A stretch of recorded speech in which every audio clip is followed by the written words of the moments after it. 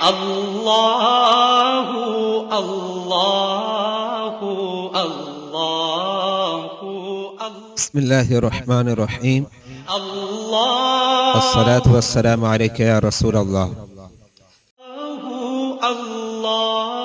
سوال: بھیک مانگنا کیسا ہے اور بھیک مانگنے والے کو زکوٰۃ دینے سے زکوٰۃ ادا ہوگی یا نہیں؟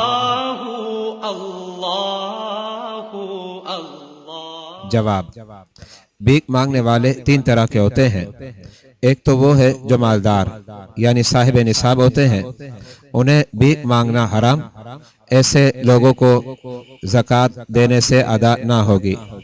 دوسرے وہ لوگ جو حقیقت میں فقیر ہیں یعنی صاحب نصاب نہیں ہے مگر تندرست اور کمانے کی طاقت رکھتے ہیں، اور بھیک مانگنا کسی ایسی ضرورت کے لیے نہیں جو ان کی طاقت سے باہر ہو، مزدوری وغیرہ کوئی کام نہیں کرنا چاہتے، مفت کھانا کھانے کی عادت پڑی ہے جس کے سبب بھیک مانگتے پھرتے ہیں، ایسے لوگوں کو بھیک مانگنا حرام ہے، مگر ایسے لوگوں کو دینے سے زکوٰۃ ادا ہو جائے گی جبکہ اور کوئی شرعی رکاوٹ نہ ہو، اس لیے کہ وہ صاحب نصاب نہیں ہے۔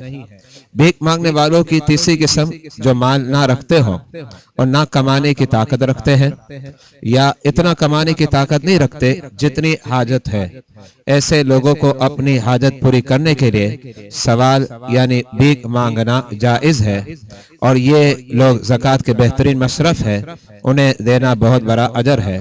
مذکورہ مسئلہ اعلی حضرت امام اہل سنت نے فتاوی رضویہ کی جلد نمبر 10 صفحہ نمبر 258 پر لکھا۔ واللہ اعلم بالصواب۔